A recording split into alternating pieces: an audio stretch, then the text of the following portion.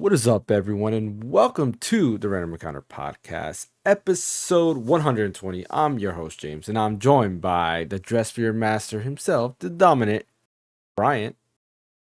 Live from distant worlds. And we got the great Ace Attorney, Ash Destroy him. Hello guys. I'm just in a factory somewhere doing a computer. We got actually quite a bit to talk about today. We're going to be discussing that Xbox Direct that happened. It actually, I think, surprised a lot of us. At least it surprised me. I was not expecting anything major. It was one of those things that I was like, I'll get to it when I get to it. And then, of course, I decided to go ahead and watch it live. And yeah, it surprised me. As well as some other smaller news. But before we get into that, as always, don't forget to hit that like and subscribe button. Follow over on Twitch if you're over on Twitch as well. And we're going to actually start today by discussing something. And it's an experience that Bryant had. Tell us, how was Distant Worlds? Yeah, Distant Worlds was great. They had a lot of the original voice cast, or not voice cast, like music cast of like the singers, like the soloists and stuff, performing at the show. So they had the one lady, I don't remember what her name was, but the lady that sings what's it called? My Star, that song in Final Fantasy 16. I'm trying to remember what it's called. The one that plays at the end. Okay. My I haven't gotten to Starlight that or part. whatever. Yeah. Okay. Well, they had her in her. She sang. It was just absolutely beautiful, and she sang another song. I think from a couple other games. I remember it was 14. But they played a lot of Okay. music from 14 and 16. I don't have a ton of experience with 14, but since it's Soken, I was digging it because he's probably my favorite, or between him and Numatsu. Mm-hmm. It's some other stuff too. Like they played some Final Fantasy 9. They played Dancing Mad from 4. They played Liberali Fatali from 8. Is that how you pronounce that? Yeah. Liberali Fatali? Yeah. The Prelude, they had like a Chocobo medley thing. I don't think what else they played that was consequential. And then they had, so they had a lot of 10 music. They had like a nice Xanarkand That was a tattoo Xanarkin. yeah, and of course they finished with One Winged Angel, which like it's an awesome rendition. It's an awesome song, but it's kind of like going to like, I don't know, try to think of like a band. It's just like go to that band and they play that song that like everybody has heard a million times, like a Blink-182 song, a Blink-182 show, and they play like all the small things. It's like, yeah, it's a hit song, but I've heard that song literally a million times, and it's like Final Fantasy has such a breadth of music to choose from, and I understand it's a lot of people's favorites, and it's a really great song, but I just wish they would have found something else to close the show with, just because there's so much other good music. One critique that I had, I mean, it was an amazing show, and I can't speak highly enough about it, but one thing that I did have a critique about is that, okay, you and I, we've had our back and forth about Final Fantasy 16, but one thing you and I can agree on though is how amazing the soundtrack is in 16. Mm-hmm. And you know the song "Away," right? Maybe It's not like by name, but probably if I okay. heard it. It's Oh the yeah, song yeah. that It's iconic. It's definitely one of the best ones, the best songs in yeah. that Find out franchise. right now. It's the one where when Ifrit and Phoenix are fighting at the Oh beginning of the yes. game. Okay. Yeah, Yeah, that Yeah. one I Wild like. Wing. Yeah. Yeah, and they played that, and everything about it was perfect. As far as like the vocals were amazing, the orchestra was amazing. But the problem is that if you know that song, the violins rip your face off in that song. Mm-hmm. How loud they are, and they just like they're just so powerful, and like they just oh my god, like just listening to it gets my heart racing because it's just such Mm-hmm. good music. And they just kind of came across as subdued in a live orchestra. I don't know if it was because the volume levels were too low, but it got to the part where those violins really kick in, and I'm like, wait, are they even playing? And I was listening, I'm like, oh yeah, they are kind of playing, but it's like in the It's original too low. recording, it's so loud and it's so Yeah. good. But it was still good. It was still a great rendition all the way around. So yeah, it was a really nice show. I loved all the original performers. What's his name? Koji.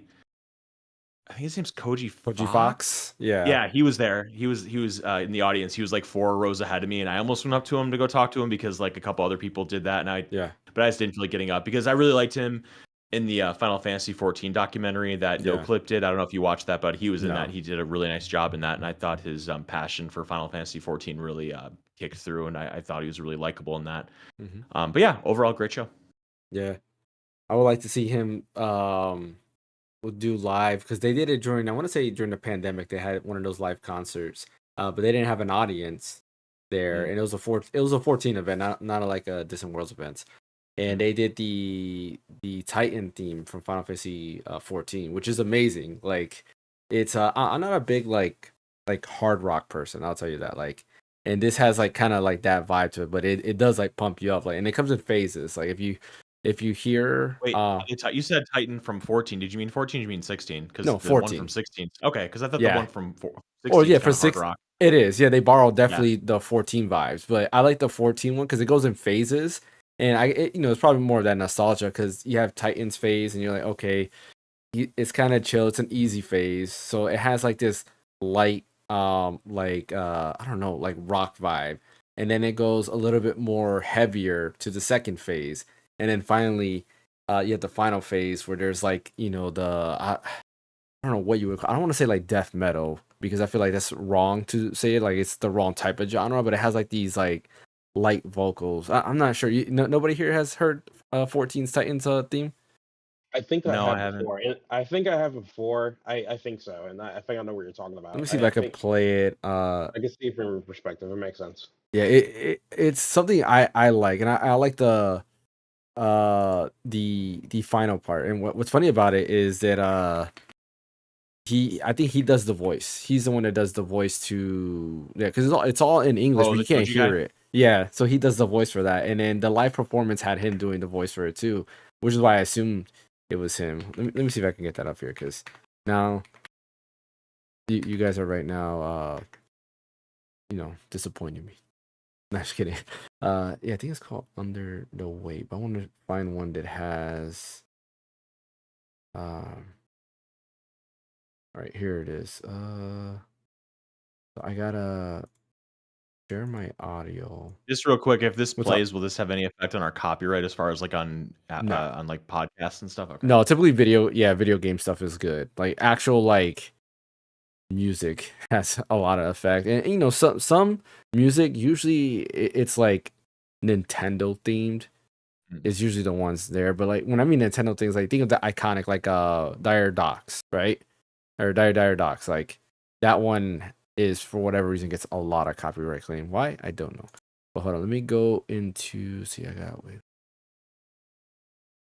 think I gotta go so you can hear the correct thing. Let me see this real quick. All right, can you hear me still? Yes. Yeah, I can hear you. Okay, just making sure. All right, now tell me if you hear the music too. Do you hear the music as well? No. You don't hear the music?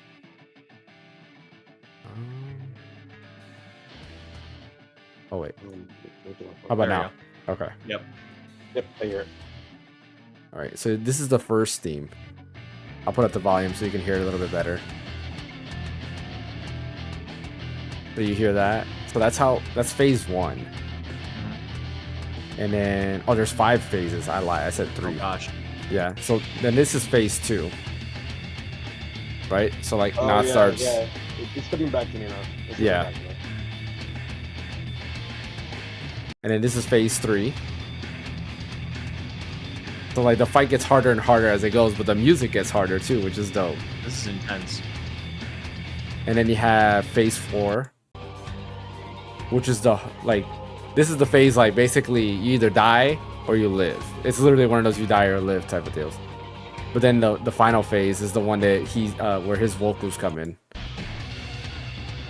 Like you can kind of hear in the background now. Yeah. Yeah. That's cool. It's a really cool rendition. Like I really like the way they did that in let me know the audio cut out there because I switched microphones there.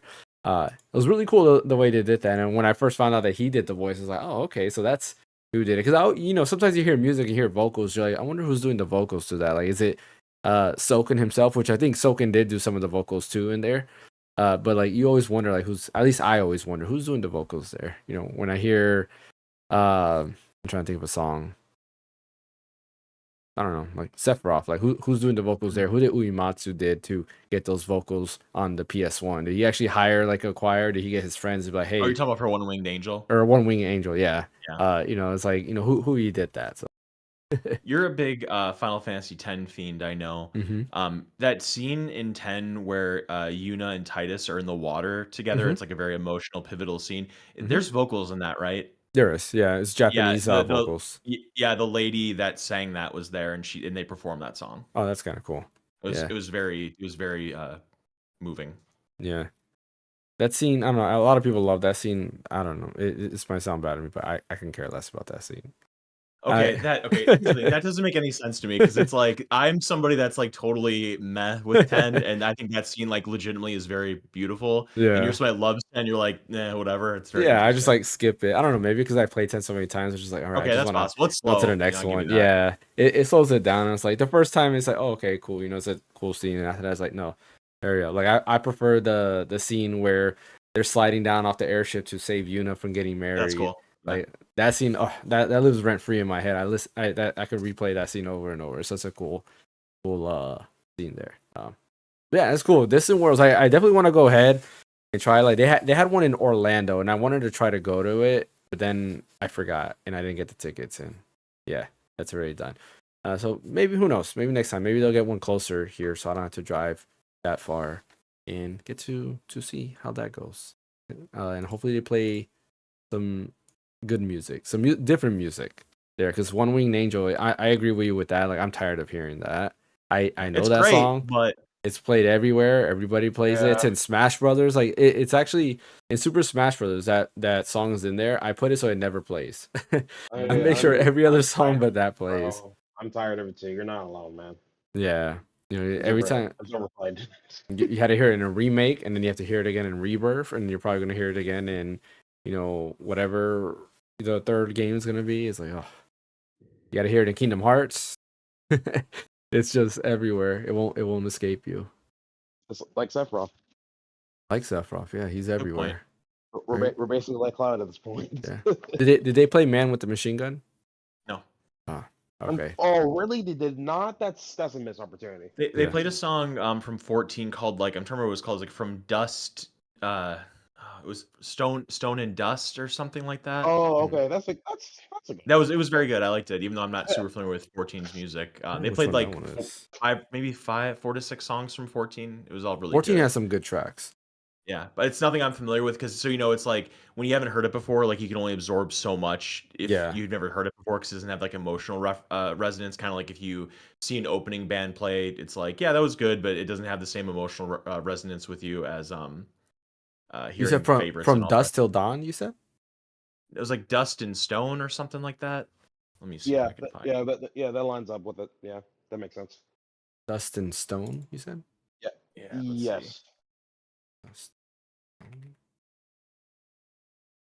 Oh wait, I put.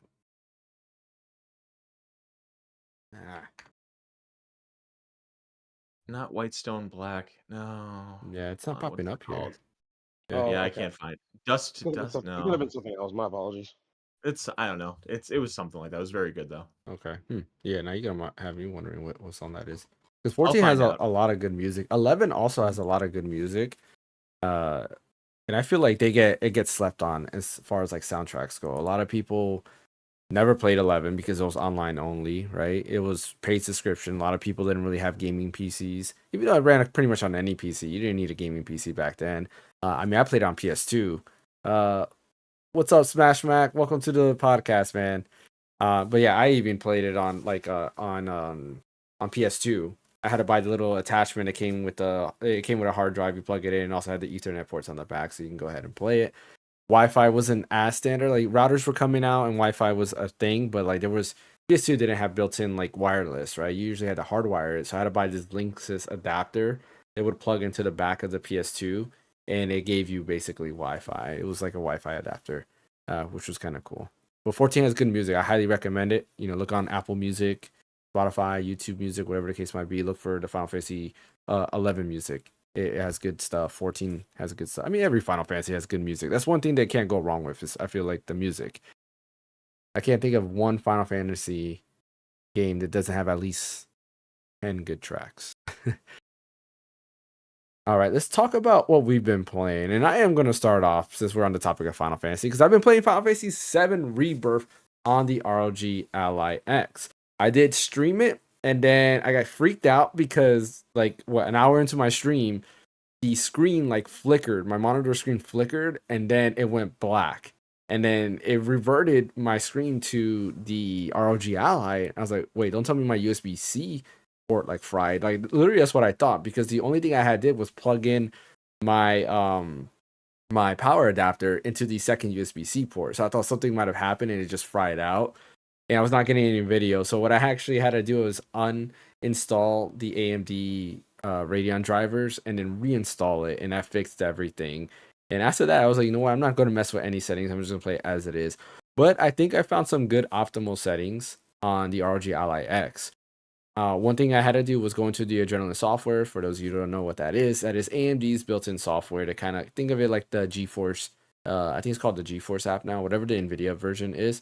It's basically that same thing where it allows you to kind of manipulate some settings. And I had to enable RSR, which is Radeon Super Resolution, which is basically FSR.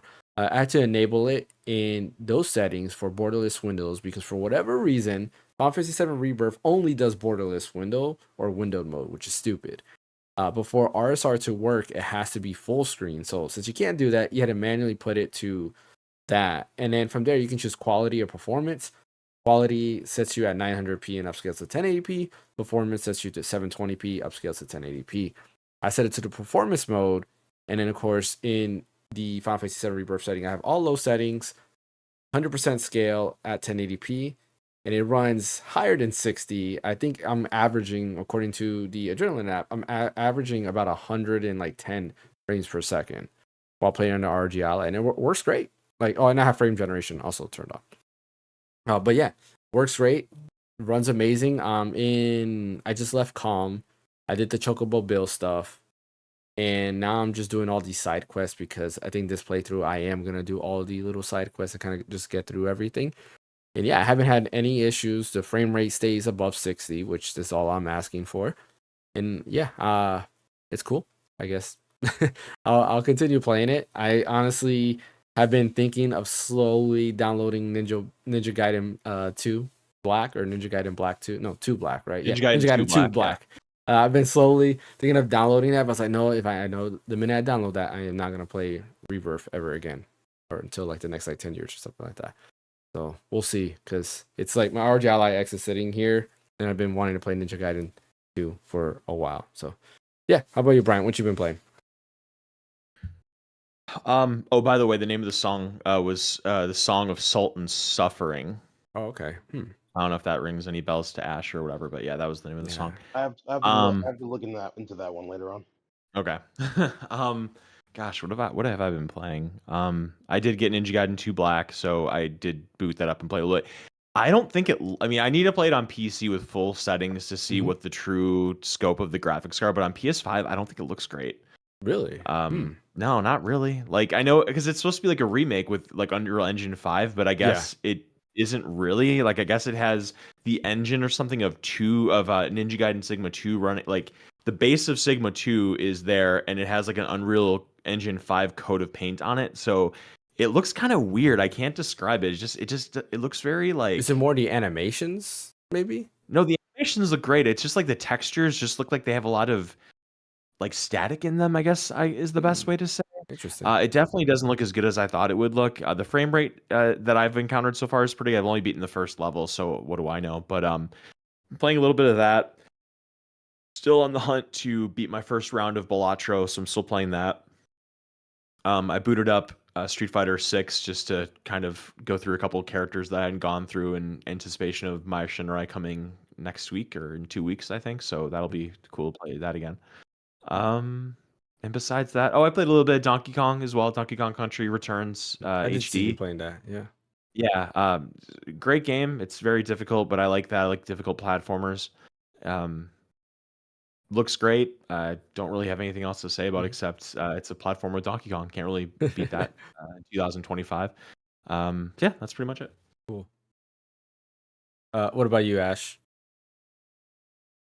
Not that much. I think I only played some Wuthering Waves, I think. But mainly because like over the weekend I had to help out some friends move in their stuff into their new place and everything. So, and I was trying to get Rebirth onto my Steam Deck, but the Mhm. thing is that I wasn't anticipating the amount of storage I need to put the damn thing on my It's Steam like Deck. 130 gigs, I Yeah, think, something like that. insane. And I hope the amount of they try their best with the amount of optimization for the textures and everything. Hmm. But Jesus Christ, so I never got around to really play it. I'm really planning on doing testing out tonight and see how it runs on my system. But so far from what I've seen, it's a pretty much a pretty good piece of port from all avenues, including on lower end systems and everything. And I'm looking forward to it. Yeah, yeah. The PC port seems pretty decent. Like, I think the Steam Deck will probably run a little bit more consistent. It runs at 30 FPS, right? You're not gonna get higher frame rate, but more consistent. Because the issue I had, especially you saw the stream, there was a lot of stuttering, On the and ROG, yeah, and I think it's frame pacing. There is a driver update that is specifically for Final Fantasy 7 Rebirth, but AMD themselves says not to do the update on the ROG Ally. Though I have like kind of like looked around on Reddit, and some people have done the update and said they had no issues. I probably won't do that because I don't know what it will do. Right? Is it gonna break certain features that are in the like little quick menus? So I'm gonna just probably wait till hopefully Jesus does an update and fixes it themselves. That's kind of the issue with these, third party Windows PC devices, right? You kind of have to rely on them to kind of go ahead and get all this done because if they don't do these updates at a consistent base, then you're losing a lot of potential. The Lenovo Legion Go is a good example. It was kind of slow for updating, and then eventually it had the updates, and then it slowed down again, which is why a lot of people were kind of upset with just the Legion Go in general of how they were doing things, and why people are kind of skeptical with the Legion Go 2 and the Legion Go S and all the other stuff. So that's one thing I hate, but hopefully it has better frame pacing. I will say this: ever since I did everything that I did with RSR and all of that, I haven't had the frame pacing issues that much, but it's still there. Whenever I go into a new area, it's like if the textures are loading in or shaders are loading in or something, but it starts stuttering really bad, and then it'll kind of after a little bit it goes smooth again, and it's very annoying, very very annoying. Even after the shaders compile in the beginning before you start, it's still annoying. One other game I forgot to mention too is I was playing Onimusha 2. I was replaying Onimusha 2 as well on the Retro Pocket. So I you wish they would will, release 2 and 3 so bad. yeah, Re-release them, but I think because of the movie stars that are in 2, I think like Gene Reno and some other famous like Japanese actor, like it's hmm, probably never gonna happen. yeah. Well, I think that wasn't that only in 3? I believe. Was it in 3? Yeah, I Well, know either way, 3. they're probably Yeah, never gonna re-release 2 or 3. yeah, 2. Yeah, I don't know. There might have been another famous actor in 2 that I Mm. don't know. Yeah, 2 is good. I'm playing it, enjoying it. You will see probably a lot of that in my Retro Pocket 5 review because that's kind of the game that I've been playing to test out PS2 emulation on that. Oh yeah, so let's go ahead and dive in with some of the smaller news here. Starting off with something that I just found out right before the podcast, and that is Oh, breaking Skies of news. Arcadia. Yes, I saw this. Yes, Skies of Arcadia was trademarked, or the trademark rather was renewed by Sega, and I think that's awesome news because that means a possibility of getting a remake at least, or a remaster, something to that Remaster, degree. yeah. And I think that's awesome because Skies of Arcadia is one of those games that I played only a demo of as a kid. I never played the actual game. Had Oh, the it's so Dreamcast good. demo and always did the demo over and over again, but I never got the game. And even when it came out on GameCube, I still didn't get the game. I have it on my like Retro Pocket. I just haven't played it. It just sits there on the game. I have the GameCube version. I mean, it just sits there. Guys, Yeah, Arcadia Legends, I think it's called. yeah, Arcadia Legends. Yeah. And I don't know, one of those things makes me want to play it because, like what we will discuss later on in the podcast, every game I decide to play, a remake or a sequel comes out right after that. Happened with Paper Mario and a Thousand Year Door. Happened with Metroid, Samus Returns. After I beat that, then Metroid Dread came out, and a couple of other games that I can't think of. Donkey Kong Country Returns Play is a Eternal great Darkness example. then. Yeah, play Eternal Darkness. I do have to play that, and we'll get Yeah, that. then a remake of Alchema, hopefully. I do. Yeah, I have to put that in my Retro Pocket so I can play that for the first time there. I would love to talk about that with you. Yeah, but I'm excited for that. Has everybody here played Skies of Arcadia? Yeah, I have. Yeah. What about you, I Ash? don't think I've touched that game. When did the game come out? I Like mean, the 2000 original one, probably. yeah, it was probably like 2000. 2001, something like that. Yeah, Yeah, that explains a lot. I think I wasn't familiar with that game when I was growing up. So yeah. They had I guess the closest you'll get to an Easter egg of them, which was nice of Sega, was in Valkyria Chronicles. In the first one, you get what's their name? Vice. I think they have different names. Ica. It's Vice, Ica, and the girl. She's a medic, so she's not on your team, but they're in the game. Vice and Ica are there as characters. They can be on your team, and In what then game? Valkyria Chronicles. Oh, cool. Okay. Yeah. So Vice and Ica they can be on your team. Vice is I forgot what each of them, like what class they are. He's the But pirate class. I'm yeah, kidding. I don't know. I don't know if he's the machine gun type and Ica's the rifle or vice versa. It's something like that. And then of course you have I forgot what the girl is that they save in the beginning. The third party member. What's her name? Do you remember? I'm looking right now. Yeah. She's your medic. So anytime you save somebody that like dies, basically she'll come and run out to the field and save them. Well, she's a healer in the game, so like it kind of makes sense there. Fina, maybe? Let's see. I'll Yeah, take it's your Fina. word for it. Fina? Okay. Fina. Yeah. Yeah, so she's in there too. And that's like the last time you get to see them in any game. So I would like for a new, or not a new Skies of Arcadia, but a remake. Let's not do a remaster. Let's do a full on remake. Get good graphics, Unreal Engine 5 if you can. You can keep the gameplay turn based. A lot of people will be excited for turn based. I mean, Sega's doing well with Like a Dragon being turn based, and turn based is one of those things that's coming back. We have, we'll be talking about, Expedition 33, Player Obscure. Yeah, Expedition 33. We'll be talking about that, which is turn based. There's other turn based games out there, so I think turn based back would be fine. So I wanted to say a word on Skies of Arcadia since I'm the only one that played it apparently. I mean, you played the demo, but I played the real game. Yeah. So Yeah, I played what I the love fake about game. Skies of Arcadia is it's so Dreamcast. That's what I love about it. It's just because the Dreamcast was such a gamer's game machine.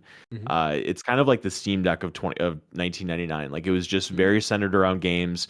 The system was really fun looking, had fun games on it, had the internet play for like the first time. The graphics took a huge step up from like N64 and PlayStation. And I remember playing NFL 2K and like it's never gonna get better than this. And you look at it now and it's kind of laughable, but it looked like a broadcast at the time. But Skies of Arcadia is just such a fresh feeling RPG. The battle system is just really nice and just a very classical turn-based RPG battle system. The characters are fun. It's a cool setting, like it's all these islands in the sky, and it just very much belongs in this era of RPGs where we're kind of just getting all kinds of really new and interesting ideas like Clair Obscura that we're going to be talking about. And I think that this kind of can fit right in there. I mean, they're bringing back all these other properties. Virtua Fighter is coming out tomorrow. I mean, it's a remaster of 5, but that they're going to come out with another Virtua Fighter soon. That's a totally new one. You got Crazy Taxi, Jet Set Radio. They're coming out with new ones of that, and then I think there's one other one. Is it like Altered Beast or something like that? They came out with Streets of Rage, and that was really good like a couple of years ago. But then they're coming out with something else too. That's like one of those old Sega properties. So it would just be such an awesome game to have in the current gen, and I'd buy the crap out of it.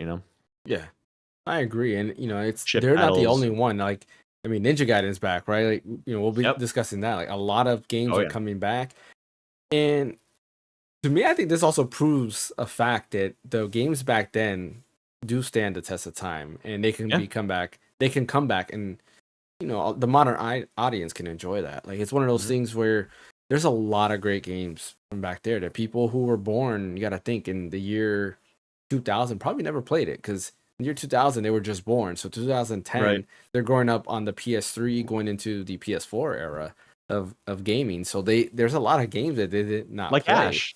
I'm kidding. like Ash, exactly. No, I grew up on the N64. That was my beginning. So, but it's I do agree they should bring it back. I mean, Sega has a lot of games they could bring back. I know some people want Echo the Dolphin. I never played that. I don't know exactly That game why. would scare the crap out of me. If they did a modern Echo the Dolphin, I would be terrified. I don't. That game's creepy. I've never played it, and I probably never will. It doesn't seem like my cup of tea, honestly. Have you ever watched gameplay footage of it? No. Never Okay, watched you it. need to go on YouTube and just watch like the first like I don't know 15 20 minutes of it and just listen to the music Hmm. and just like watch what happens and then fast forward to the last boss and you're going to be scarred for life. Like I never saw the last boss of Echo the Dolphin when I was a kid, but if I would have had nightmares. It's the scariest thing I've ever seen in a video game probably ever. Yeah. Just type if you want to Google it right now, type in last boss Echo the Dolphin and you're just look it up. I want to see your reaction to this. That's Look it my up real quick. reaction. Okay, I'll make sure I Yeah, put like it on. just do just Google image search last boss Echo the Dolphin and just Okay. imagine being a 6-year-old and this popping out at you out of nowhere. Is it like a I'm shark or serious. something? Like No. what would- It's gonna shock you.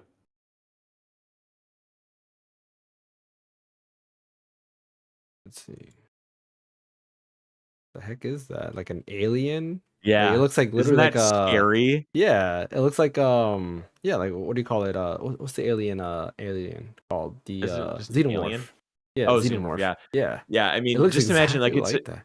it's this fun dolphin game where you're swimming through the ocean. It's a cute little dolphin named Echo. Oh, here's an alien that's going to rip your face off. You know, Yeah, it's what just the like heck? creepy. Yeah, it's very creepy. Okay, not actually not. You got me interested into this game Yeah. now. Like Yeah, it's I scary. thought it was just about you flying around and beating up like sharks or something. But yeah, okay, No, this is it's not what I creepy. thought it was gonna be. If you go on like gaming subreddits and whatever, just Google like not right now, but some other times like Echo the Dolphin scared me, and just Google that, and you will find probably thousands of posts of people talking about how creepy the game is and how it's Yeah, like cemented their permanent fear of the ocean and the water and ocean. stuff like that. Yeah, Yeah, because absolutely. when you look at the cover art, you see it. It looks like a Very pretty. little like Yeah, a cozy type just a little game. dolphin. Yeah. Yeah, and then you No, the got music's aliens there. creepy. You got this dolphin that can't breathe underwater because he's a dolphin. It makes sense. Then you have like sharks that attack you, and you're in the deep, dark depths. And then you meet a whale that's like 10 times your size. And it's all very, I don't know. It just doesn't feel right, man. So if they did it again in 2025, like it would be an interesting stream to watch me play it and watch me like hide under my desk. Like that might be kind of funny, I guess. That'd be interesting. I You mean, need I you don't need to play that in VR. play that in VR. No. Oh my God. Do you Perfect want me to experience. have a heart attack? Oh my gosh. Yeah, man. Yeah, come on.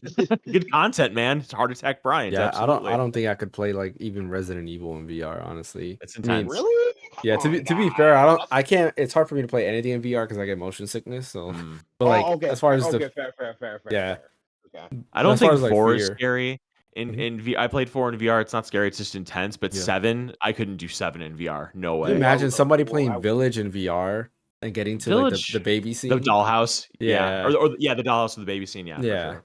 I mean that would be that scene Yeah, that'd be that a freaked lot. me out. And Village did freak me out because I played it using the spatial audio. So Mhm. I'll never forget. Like I'm here playing on my living room TV, and the next thing you know, I heard footsteps. So I'm looking at my stairs. I'm like, somebody come down the stairs, and there was nobody there. You're And I was looking like, for a okay, very tall maybe woman it's the with long audio. nails. Yeah, exactly. I'm like, maybe it's the audio from there, and I had to take off my headphones and double check just to make sure. They did a really good job with the spatial audio in that. Honestly, that spatial audio in itself is worth for next gen. If you're not playing games with spatial audio, you're missing out because it makes a huge difference in terms of just the environment and everything. All right, let's go ahead and talk about that Xbox Direct. The Xbox Direct, honestly, I was surprised, very surprised. I was not expecting Likewise. much from it. And like I said, I was going to skip it originally. I was like, okay, you know, it's an Xbox Direct. I'm not expecting much. They showed off Doom the Dark Ages. I'm like, yeah, I can catch that at a later time. Claire Expedition 33, or Claire Obscure all over Expedition that. 33. I was like, yeah, I can watch that later on too. And South of Midnight. And then there was the mystery game. And that was the one that I was more interested in because they said it was from a Japanese developer. But then at the same time, I'm like, oh, they're probably just going to announce Final Fantasy VII Remake coming to Xbox. I can care less about that. But a couple things happened. I thought this would be at the end of the show, and they started off the Direct with this, which was crazy. And right there, it was Ninja Gaiden 4. And right away, I knew it was Ninja Gaiden. The minute I saw that, I was like, wait a minute. That's Ninja Gaiden right there. You saw the Team Ninja logo. Like, it's Ninja Gaiden. There's nothing else that they're going to come out with. And sure enough, they announced a brand new Ninja Gaiden. Ninja Gaiden 4 coming fall 2025. It will not star Ryu Hayabusa. Instead, you will have a new main character called Yukumo, I believe is how you pronounce it. Who's Isn't it like Raven? Say it again? Isn't it like something Raven? I thought he's like from the Raven clan or something like that. Yeah, that's Hayabusa's clan, the Raven clan. No, I thought Hayabusa was the Hayabusa clan. Oh, you're right. Oh, yeah, you're right. It is the Hayabusa. But I thought they're the Raven or something. Let me see. I have the I'll look right it up. here. It says we were introduced to Yakuma, a new protagonist whose objective lies at the heart of the devastated Tokyo. On his mission, I said Yakuma. Yakumo will not only encounter fiends and demons, but also the legendary master ninja himself, Ryu Hayabusa. Gameplay footage showed that Yakumo will introduce players to a stylish new take on ninja action with blood-bind ninjutsu alongside legacy techniques like flying swallow and Izuna drop. Ryu will also return. Oh, so Ryu will also be a playable character with a revamped arsenal that stays true to his signature brutality and precision. That's it. Doesn't I guess it's not Okay. really giving I thought it said in the I thought it said in the trailer, but I could be wrong. But yeah, they're like rival clans. Like him and Ryu are in rival clans. I thought yeah, so you were probably right about that. I thought I heard because I was watching it while doing something else. I was multitasking. Uh and I thought they mentioned that he was being like mentored by Ryu. But I could be wrong because they're showing like he has similar styles, but he's also a lot different. I'm looking at the Engadget article. It says the protagonist is a new character named Yakumo, a member of the Raven clan, who will begin his battle through a dystopian Tokyo. So does the Raven clan. Okay, gotcha. So then I must have misheard and just made up some stuff there. But yeah, he looks kind of cool because he uses two katanas instead of one, like Ryu uses, and they did show off a little bit of his different techniques. Well, Ryu can use two katanas. I think you can get that weapon. Well, yeah, there's different weapons. Yeah, it's not his main weapon. Yeah, exactly. Yeah, there are. That's true. There's a bunch of different weapons you could use with Ryu, but like his base thing is basically two katanas. He starts off with that. I'm sure they'll probably have him get other weapons as well as he goes through there. And his move style is different. His look is totally different, which is kind of cool. He kind of reminds me of Rikimaru. He has the Rikimaru look with the white hair, or it looks like white at least, or it's more like black hair. Rikimaru from Tenchu. I haven't played Tenchu. No. Oh man, I don't think was that a From game? It was the first one was a From Software game. Yeah, the other two was from a different company. But yeah, it was a From Software game. Rikimaru basically is how they base Kakashi. You ever watch Naruto? No. No. Do you know who Kakashi is at least? Is that the white haired guy that has like a mask on or something? Yeah. Okay. They basically borrowed from him because he has the same look. And I want to say he has a red eye as well because he has a scar in his eye and he has a red eye too, which is where Kakashi has the shotting gun in that eye. They borrowed that look there. But yeah, he has that vibe. Oh man, it makes me want another Tenchu game. Tenchu would be amazing to bring back as well. Like From Software, bring back, Tenchu. Also bring back 3D Dot Game Heroes. That game's amazing. That'd be cool in next gen for sure. Or current gen or whatever. Amazing ray tracing. I mean, just do a remake and add ray tracing. That's all you need to do. You don't have to I'd be all over fancy. Yeah, that game already looked amazing on the PS3. So, but anyways, yeah, Ninja Gaiden 4. That was pretty awesome to see. Like honestly, I didn't think Ninja Gaiden would ever come back. Really important note about Ninja Gaiden 4 is that they're teaming with Platinum, and that character, that new character, definitely looks like a Platinum, like how he moves and the animation and the combat looks very Platinum. Yeah. I agree. Like looking at that, it did remind me of Platinum Games, which was interesting to see. Like why Team Ninja's teaming up with Platinum Games. I wonder why. I did see in the interview with Phil Spencer. Awesome. Phil Spencer actually was the person who said that for Platinum Games to team up with Team Ninja on that, which was interesting. And all of this is being funded by Microsoft. Microsoft is funding Ninja Gaiden 4. This will be a multi-platform game, so it is coming to PS5, Xbox, and PC day one. So it's not an Xbox exclusive, but it is an Xbox Studio game because Microsoft is funding all of this. Very, very interesting take. I'm glad that they brought back Ninja Gaiden. Big props to Phil Spencer for bringing back a franchise that I thought was dead. And I want to see what happens. Team Ninja has been doing great games. They just did away with kind of like what a lot of developers have done recently. They've done away with their current lineup. Or their previous lineup, if gone with a new lineup, right? Team Ninja has been all about the Neo style, Souls-like games, right? You had Neo 2. You had what's the other game that just came out a couple years ago? Rise of the Ronin. Well, yeah, just Rise of the Ronin that came out recently too, and the game before that.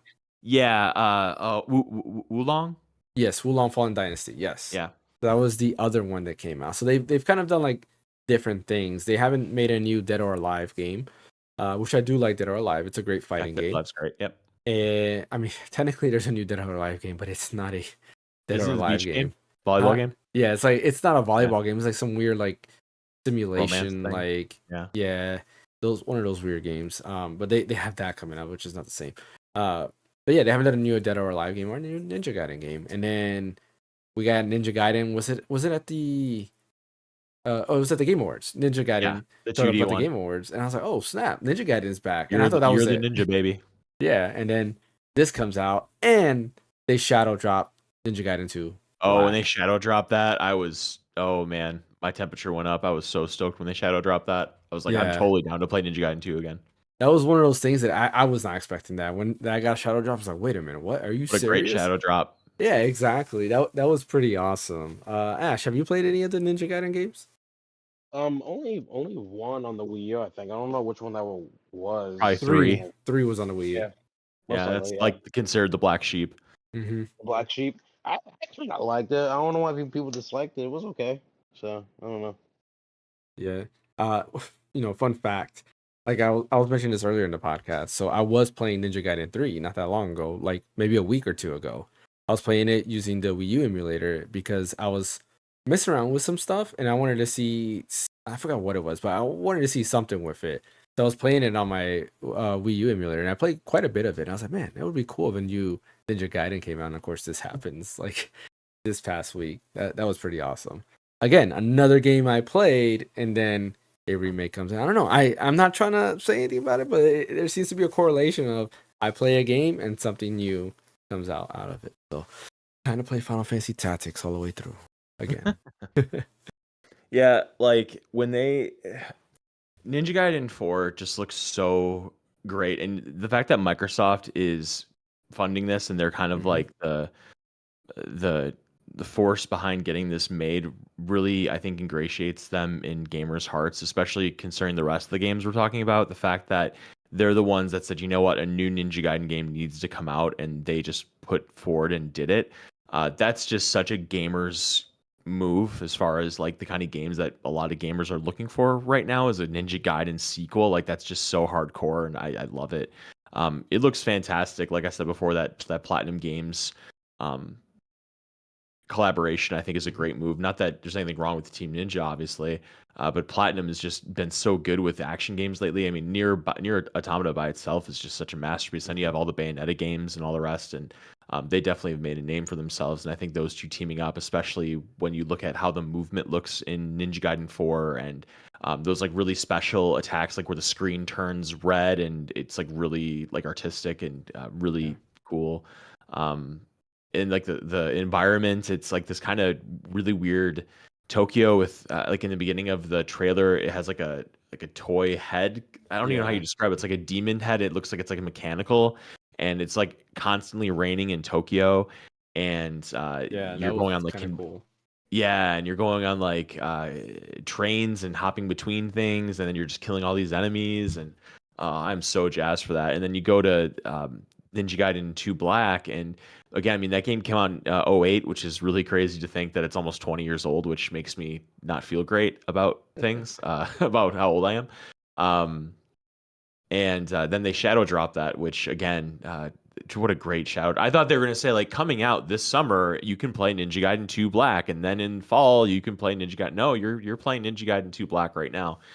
And then you have that really sweet looking 2D game that's coming out, I think, in the summer, and then you have Ninja Gaiden 4 in the fall. So I just thought that was such a cool way to like. I thought they were going to save that announcement for the end. You know, that would be like kind of a cool end thing. But they just came out guns blazing and said, "No, this is happening right now," and it was just a really awesome surprise. Because like you, I was kind of tepid about this Microsoft conference. I'm like, whatever. Microsoft really is the last company that I care about. But Mhm. we'll keep talking about the rest of these announcements. But coming out with Ninja Gaiden 4 was really special. Yeah.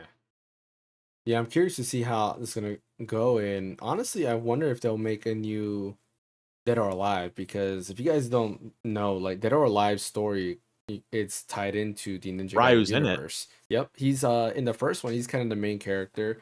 Part of his clan, you have him, Ayane, who's the main character of Dead or Alive.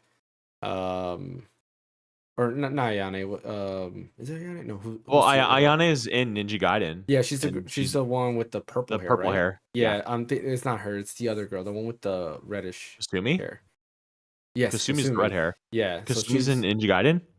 she is in Ninja Gaiden 3 at least. I don't know if she's in 2, but she is in Are you Ninja talking about Gaiden. the original 3, like the Mhm. 2D one?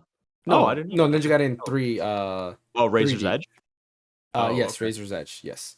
Gotcha. I didn't know that. Yep, she's in there as a playable character too. Cool. But yeah, she's in there. You have, let's see, who else? In Dead or Rachel? Alive. No, there's another guy. It's, I think, Ayane's brother. Is Is it also part of the Hayate? Hayate. Yes, Yeah. Hayate is in there as well. All part of the Hayabusa clan because they're all ninjas, part of the Hayabusa clan, which is kind of cool. And then there's other characters in it, but a lot of them don't have to deal with Ninja Gaiden. But like the core, pretty much the core group of players that the story focuses on is from Ninja Gaiden, which is kind of cool. I do like that because I think the first Dead or Alive doesn't have Ryu in it, but the second one does. I want to say, if I remember correctly. I might be getting it backwards. I know Ryu's not in one of them. I believe it's the first one, but then in the second game, he is a playable character. Something like that. Can't remember. Okay. And Master Chief is in one of them as well. Yeah, he's in 3, or no, he's in 4, I think. Yeah, one of them on the Xbox. I remember that because it's just 4 funny. came out on Xbox 360 in 06, I want to say, because I remember that's like when the Red Ring was going on. I got that game and my Xbox Red Ringed, and I remember that Master Chief was in that. It was kind of a big deal. Yeah. Or it wasn't Master Chief. I think it was a female It was a Spartan, female Master. Yeah, well, it was Master Chief's It outfit looks as like Spartan. Yeah, but it's a female Spartan. You're right, and that was when the theory that Master Chief is actually a female was coming like out. a voice modulator. Yeah, exactly. That would have been them just copying Samus. That's all it would have been. Right. But yeah, Ninja Gaiden 4 launches fall 2025. No mention of Switch 2, which you would think maybe the direct was already set and done, right? I assume they probably video edited this way before, so they didn't have any message or mention of Switch 2 on it. I'm kind of sad, but that would have been cool. Same thing with Ninja Gaiden Black 2. It's just Xbox Series X and S, Windows PC. It is available on PS5 as well, but no mention on Nintendo Switch 2. Maybe they're gonna let Nintendo do their direct and talk about games before like the news really starts coming out about what games are gonna be ported to Nintendo Switch, because you have all those rumors about all the Xbox games that are coming to Nintendo Switch, so that might end up being one, along with many others. So we'll wait and see that direct in April. He did. Phil Spencer did say in an interview with Dustin Legary, who formerly was part of IGN. Now he's doing his own thing on his own channel. I said Dustin. I meant Destin. Yeah. His channel, I think his name is just Destin. That's all it is. But yeah, he was talking with Phil Spencer, and Phil said that they are definitely going to support the Nintendo Switch 2. He's excited for the Nintendo Switch 2. He contacted them, I think. Yeah, he contacted them and everything. So we do know from leaks at least that Master Chief Collection is going there. We're probably going to see a lot more games go to it. So I'm excited. I would play Ninja Gaiden 4 if it gets formally announced on Nintendo Switch 2 before the game comes out. I probably will buy it on Nintendo Switch 2 over PC just to play it on there. I think it'd be kind of cool. Next. Okay. Oh yeah, go ahead. I was gonna say it's gonna be a really cool novelty to play if they really bring Master Chief Collection to all the platforms, like playing Halo on a PlayStation. That'll just be such a crazy wrong feeling, but I'll do it just because it's a novelty. Yeah, and then they add in like they put Halo Infinite on there, and then they add like skins from like Kratos or something like that. That'd be even crazier. That'd be weird. I don't think this was the next game they showed off, but I'm just going into next was South of Midnight. Was it South of Midnight? Okay, I'm going into reverse order on Xbox because I wanted to start with Ninja Gaiden. So the next game that they have on their list was Clair Obscur Expedition 33, which launches April 24th. And honestly, I didn't need to see more of this. Like, I didn't need to see this because I'm gonna get a day one. But it being so soon, I'm excited. Yeah, I didn't think it was gonna come out in 2 months. I was so shocked when I read that release date. I thought it would be like a fall game. Yeah. And now that I get to play it in 2 or 3 months, I'm going to be all over that game, man. I am so excited for that game. It looks so good. It does. Like it has huge Lost Odyssey vibes. Just looking at it, it's like, yeah, this is definitely Lost Odyssey's spiritual successor, since Microsoft doesn't want to fund for like an HD remake. But I'm all for it because, when you think RPGs, there's a lot of samey RPGs out there, or they have like a similar vibe to it. This is something a little bit different, a little bit darker tone. And yeah, I'm kind of interested to see where this goes. And hopefully the story's good. Combat looks like it's going to be amazing, so I'll be excited for the combat. But my fear always is story. Like, is this story going to drag me in? There's a lot of other RPGs I've seen that Seems look interesting. very good. And then I play them, I'm like, oh wow, this is actually not that great. The story is kind of boring, and then I drop off. But I'm still excited for I this. think I think you and I will be simpatico with this game for the first time and for an RPG. I think you and I are going to come together, and I just have a good feeling about this one. Yeah. Ben Starr is in it, so that Mhm. already is a tip in the cap for me and everything, and the art style and the Mhm. battle, the combat system. I think the story sounds interesting. The performances also too is really interesting in that Microsoft Direct or whatever. That it's such a small team that's Yeah. making it. Like they kind of go over how the idea was formed and how they kind of just put together this team and they're making this game. And I think that's really cool too. So Yeah. I mean, hey, small teams have been winning lately, like Sea of yeah, Stars, amazing RPG. What's the other one? Chained Jade Echoes. Echoes. Yeah, another great RPG. There, another small team. There's another game. I can't remember the name of it. It was on Xbox Game Pass recently. That game I was so excited for, and then when I actually played it, I was like, "This is not that great." What was it? Remember? Let me see if I can pull it up. It's an RPG, of course. Let me see. I think I took it off my wish list because it was that bad. It wasn't Yeah. that Suikoden thing, was it? Well, No, not Suikoden, but like the game that was based on Suikoden or whatever. no, from the creator. No, it's not Yeah, that one. I still gotta play that one because I've heard it's pretty good actually. I this is gonna wish. bother me not knowing what we're talking about. Um, let's see. Trying to double check to make sure I didn't remove it from my wish list.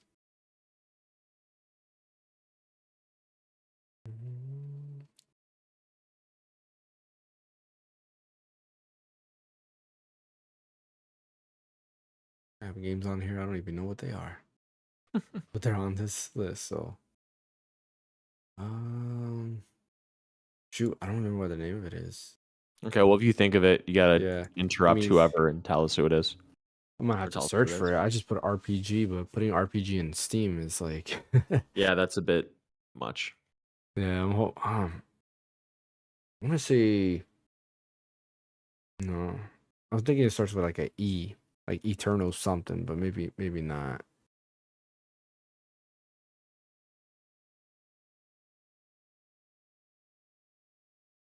Just for whatever reason, what popped in my head right now when I said Eternal Sonata. That's a good game. I enjoyed it. That is a very good game. A little Chopin, absolutely. Yeah, I loved it. It was a great game, and that would be nice to have it come back. Yeah, I'd love for that game to come back. Um, Okay, this is yeah, really bad audio. Let's just move yeah, on. yeah. So, do If you you want to think go of it, ahead and interrupt. add to it while I try to look for this? Anything you wanted to add to Oh, anything that you saw um, out of that trailer or that not trailer, about but Claire like the Obscura. discussion? Yeah. Yeah, I mean, I don't think there's anything else that really needs to be said. I mean, when that game was shown, was it an E3 or not E3, but was it a equivalent to E3 game when we first saw the trailer for that? I No, don't I think it remember was an when, Xbox. I thought it was Xbox Direct when we saw that.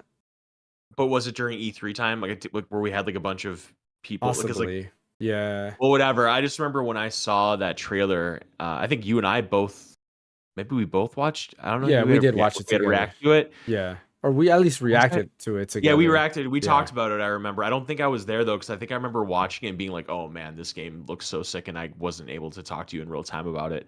But we definitely talked about it on the podcast at a later date. It's just the aesthetic is just so appealing to me in every way. It's just like this beautiful painting, and the enemies just look so interesting, and it looks like Victorian and just very Mhm. storybook. And yeah, I can't speak enough about how much I can't wait to play this game. I would say it's number one. Me and my friend were having drinks last night, and we went over in order what from most excited to least excited. And I want to Mhm. say his most excited was Ninja Gaiden 4, then Doom: The Dark Ages, which we'll get to, then South of Midnight, and then the lastly was Claire Obscura. I'm like, dude, you're out of your mind, man. Claire Obscura looks so good. Yeah, that's crazy. No, I mean, I would pick that over. Player Skirt will be my second. I think Ninja Gaiden I'm Okay. more excited for, but this would definitely be a close second. Mm. Doom being third, and then South of Midnight being last. What about you, Ash? I did not watch any of the Xbox Direct. I forgot to watch it, so I don't really have an input, honestly. So, Gotcha. but it does sound like it was a really good Direct, though. Yeah, I mean mainly What because of those games. What were you gonna say, Brian? I was gonna say, what I like about it, I mean, I can say this kind of in summation about it is that I had no expectations for it, and really the only new thing we learned about was Ninja Gaiden 4 and Ninja Gaiden 2 Black. Mm-hmm. But just the fact that they lined up all of these games on a table and they said these are all coming out this spring, play them. I don't think I can remember the last time I've watched a director equivalent where every single one of those I want to play day one and play them immediately. I want to play all four of them. Mm-hmm. Um, I think that's something to recognize because we always talk about grading these conferences and everything, and I mean, if I want to play all four of these, like, yeah, there weren't any surprises or anything, but the fact that they lined up these very four strong games and said this one's coming out fall, this one's coming out spring, play them all, Game Pass day one. I'm interested in all of them. I mean, that's an A plus for me. Yeah, there was only one surprise, but that was a damn good surprise. Ninja Gaiden 4. I mean, it's not Mm-hmm. some game that has it's not like Forza Horizon 6 or I don't even know what number they're on, but like another Forza sequel. It's like, yeah, that we've seen that a million times. No, Ninja Gaiden 3 came out, I want to say, in like 2009, maybe 2010, something like that. So it's been 10, 12, 13 years. And then if you don't even count 3 as a mainline entry, which a lot of people don't, because I don't know how involved the creator of Ninja Gaiden was with 3. A lot of people consider 2 to be the last true sequel. 2 came out in 08, so we're talking 18 years since the last true Ninja Gaiden game, and that's something that's very special. It's a great surprise, and maybe we get one of those every once in a while in a Nintendo or PlayStation Direct, but that's a heavy punch in Ninja Gaiden 4. Yeah. And we also had the Vita ports, which was I was replaying that not that long ago, sometime in like September. I was playing Ninja Gaiden. Is it the Sigma ones or is it I think it's Sigma 1 and 2 for Vita. Yeah. Mm-hmm. Which Ninja Gaiden Sigma and Ninja Gaiden are not the same. One thing that we did forget to mention is apparently Ninja Gaiden 2 Black is a variation of Ninja Gaiden 2 and Ninja Gaiden 2 Sigma. So there's like certain differences in it, but it's like both of them combined, where certain things are there. Like there's a boss that I was seeing that they actually took out, but it wasn't in the original Ninja Gaiden, but it was only in Sigma.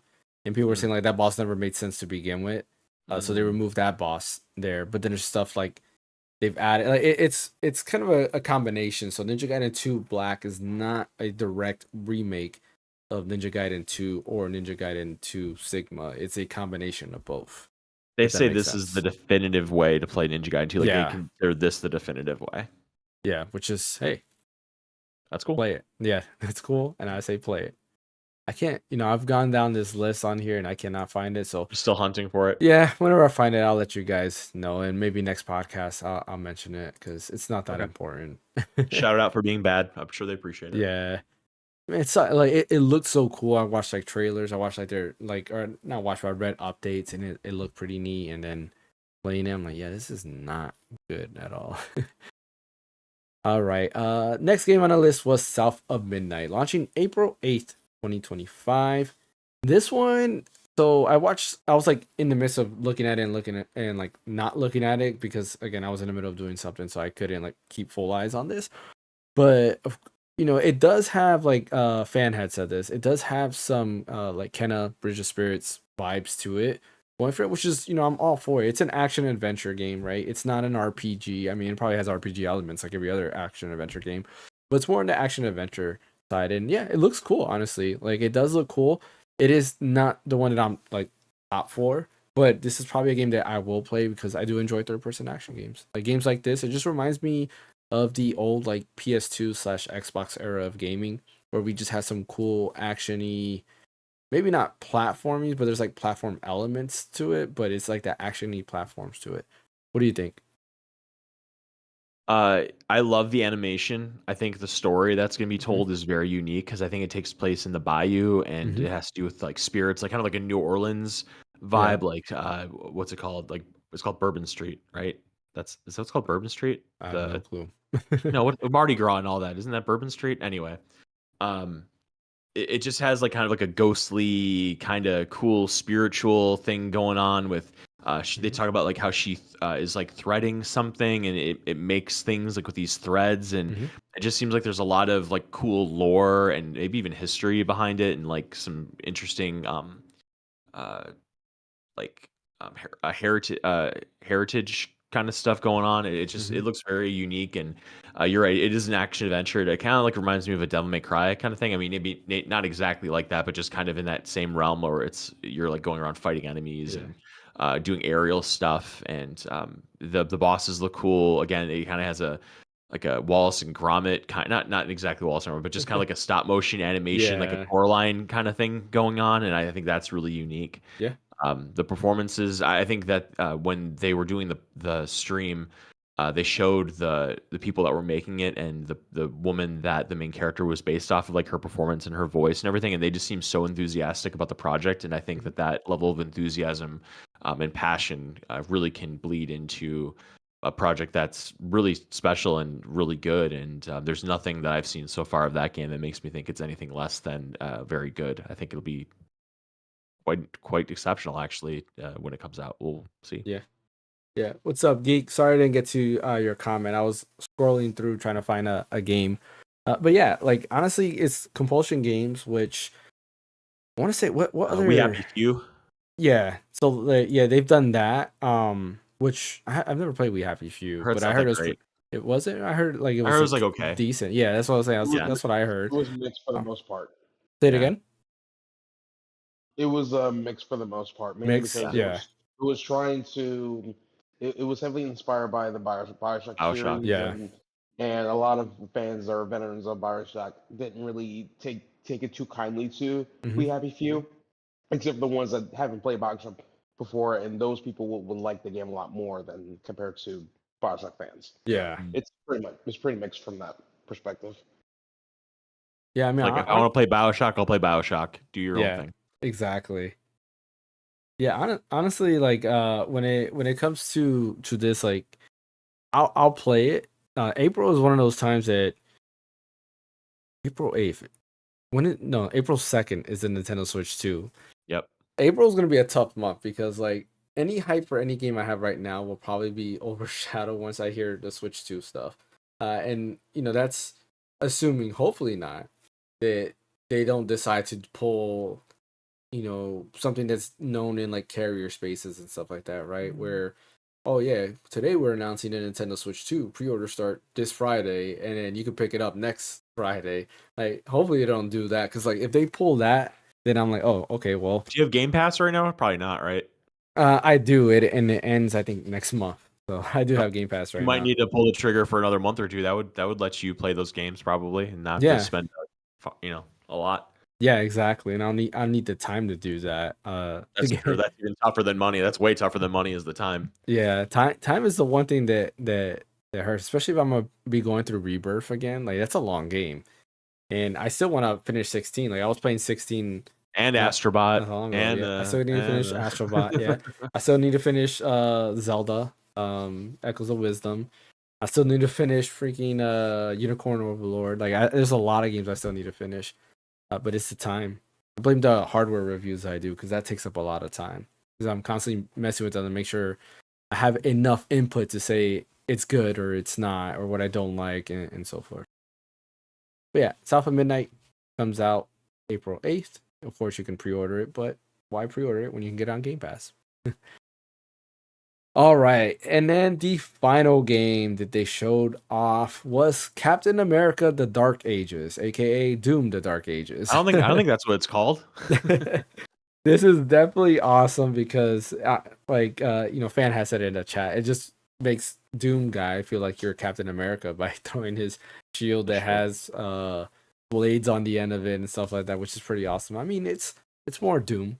What do you expect? What I do like that they mentioned is they are going back to the roots, and it kind of showed off like enemy movement and how it looked in the original Doom to this, and they kind of went to that more slower, I guess, I don't know, like motion versus the faster pace that the previous Doom was. The previous Doom was a lot quicker. Yeah. This one they went a little bit, they toned it down in terms of speed, which is pretty awesome. Like OG Doom is great. The first like original Dooms were all neat, and they are definitely a lot slower pace.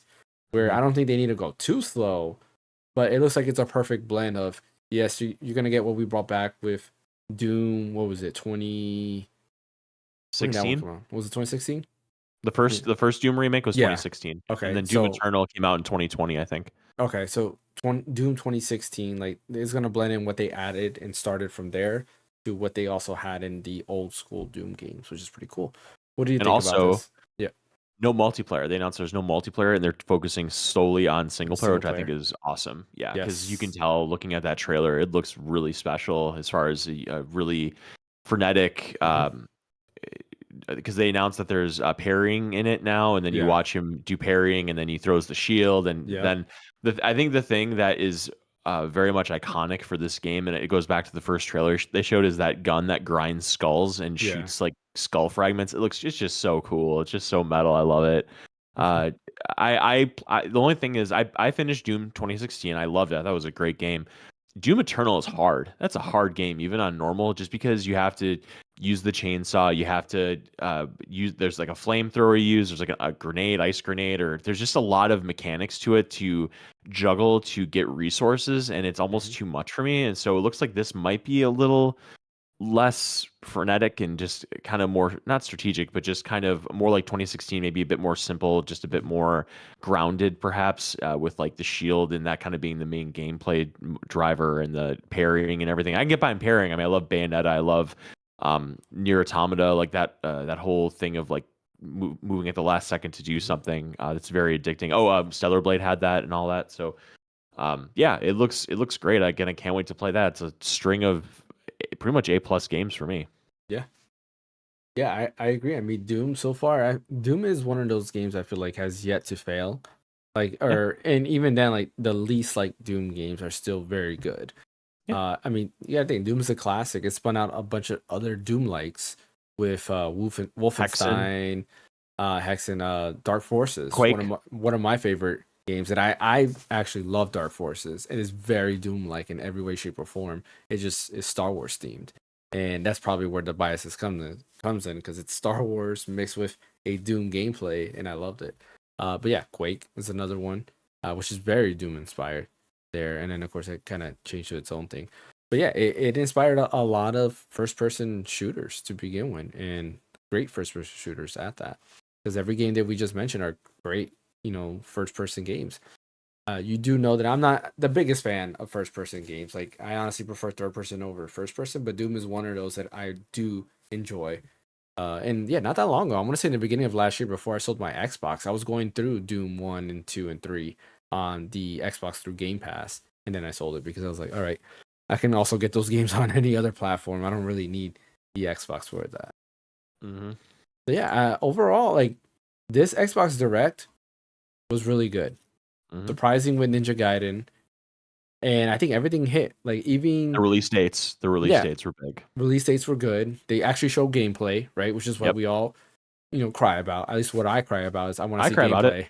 Like I don't care about 3D or anything like that. Ninja Gaiden 4, a brand new game. They still show gameplay, and it's coming out this year, which is nice. It's not here's Ninja Gaiden 4. You'll catch it in 10 years, just like Wolverine, right? No, it's not like that. It's actually there. We have a release date, and we can be happy because we saw gameplay and saw what it's about. And we didn't mention this. I don't think we did. Apparently, like Ninja Gaiden 4, did we mention it? That Ninja Gaiden 4 has been in development for quite some time now.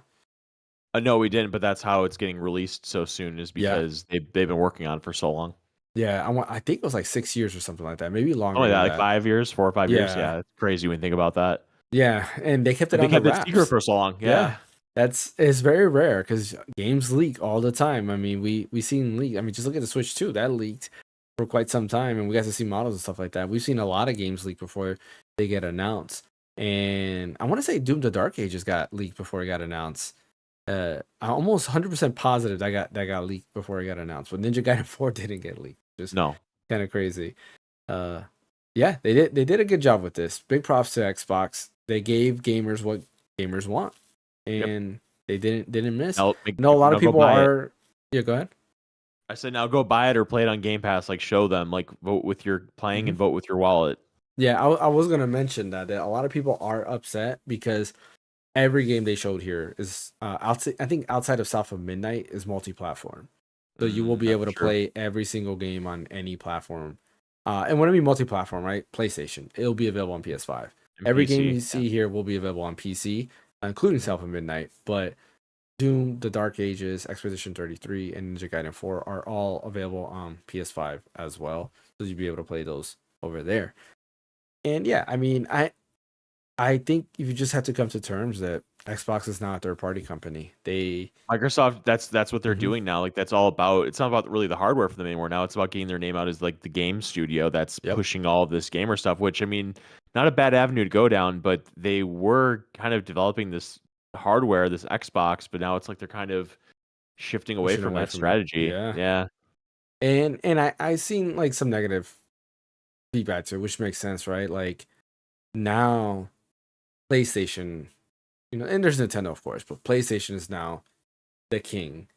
And like a lot of kings can do, right? They can dictate whatever they want. They could sell you a lesser console at an outrageous price and you're either gonna buy it or not. I don't think they will do that because they still have to compete with PC.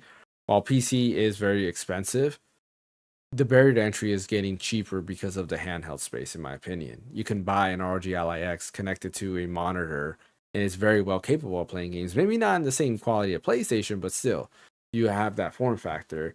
And I'm sure when the Steam Deck console that's supposed to be coming out comes out, and that if that's priced good and the spec wise is very capable, then PlayStation is still gonna have to be careful with how they price their things.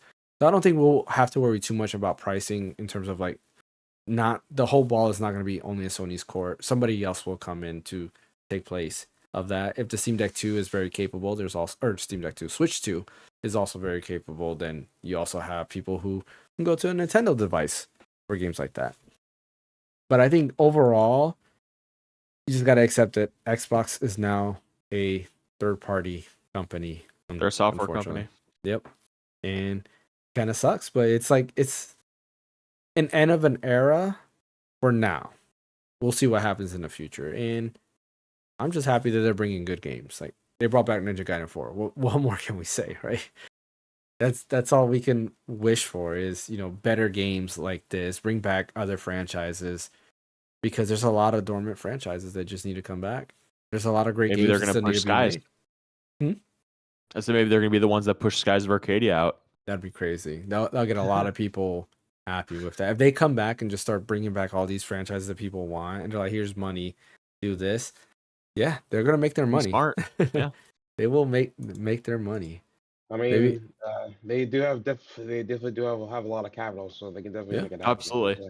So yeah. Imagine if you just sent money to Nintendo to remake Mario 64. Yeah, It's perfect the way it is, my friend. It's perfect the way it is. maybe just pretty it up. Pretty it up. That Yeah, would be it'd be nice. nice. Yeah, just remake an Unreal Engine 5. You can keep all the game mechanics. Maybe make the controls a little bit better, right? The camera be a little bit better, but that's it. Camera, yes. I think the controls are pretty perfect, but yeah, the Mhm. cameras, it's a little suspect at times. That's true. Yeah. Oh, I wanted to ask you too before I forgot. Have you been to a Distant Worlds before? Have you done that ever? Have you gone to one of those shows? No, I've No? always wanted They've to been in go. your Yeah. area too, I They think. have. Yeah, they were. That's what I was saying. They were in Yeah. Orlando recently. I want to say not that long ago, and I never went. And I wanted to. I remember telling my wife, I was like, "Babe, I want to book a ticket of this," and I was like, "We'll wait till it gets closer to the date," and then I completely forgot. It's let me tell you something, like I get really moved by music and Hmm. stuff, Me too. especially with gaming music because Hmm. it has such a resonance in you because Hmm. like, it's your passion. I mean, we do this podcast because we love gaming. Um and I mean, I've heard the prelude to Final Fantasy a million times with the harp, at the beginning of Final Fantasy 7, when the credits are rolling in the beginning, like, Hmm. and when you hear it with like a live orchestration and the vocals in the background and all the dude, I got tears, man. It was really Yeah. moving and really beautiful.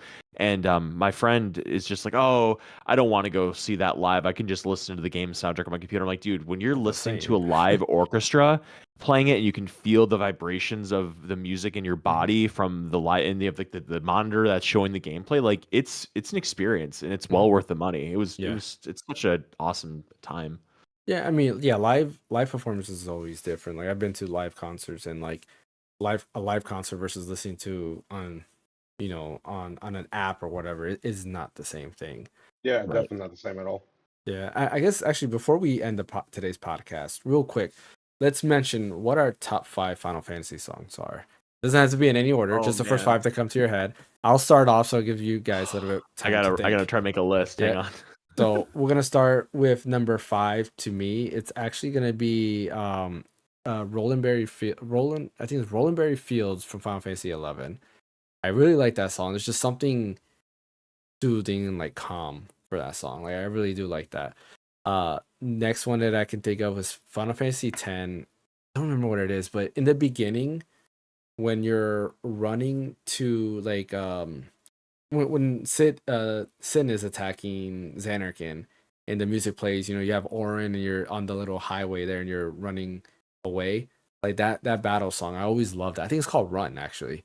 I think it's the name of the Yeah, song. it's really intense. And like Yeah. when after the first Blitzball game and Sin comes and you're running with Orin, in the very beginning, I know what you're talking about. Yeah, I love that one. And then Final Fantasy 4, the theme of love. Always like that. That's always Cecil and Rose's like theme. Because literally that game is the theme around is, well, not really the theme of love, but there's a lot of love in it between them two. Their relationship is kind of, I don't know, now that I think about it, their relationship can be written better. But yeah, there's that. What was that, number 3 or 4? I don't remember. No, that was 3. Yeah, that was 3. Blue Fields, Final Fantasy 8. Yes. Yeah, and then final one that comes to my head and always comes to my head is Genova, Final Fantasy 7. Just something about that theme, especially the one that they did in remake. That was an amazing rendition where it goes in phases. I remember playing that in remake, and then you're like, oh, it's Genova's theme, but it's slow. I was like, and then it gets all like hyped up, and then the original like Genova music comes in. I was like, oh yes, this is what I love. Oh, I love that so much. All right, Brian or Ash, whoever's ready, you go. Brian, you can go right ahead. So going through my list. Okay. Yeah, I had that was really that was nasty, James, for you just to spur that on me. That's like saying like, what's you have like 10 kids. Name your 5 favorite children right now. Don't even think about it. Yeah, no, I agree. So this is just my list that I popped off. If I really thought about it, maybe the list would be different, but these are the 5 that I came up with. Okay.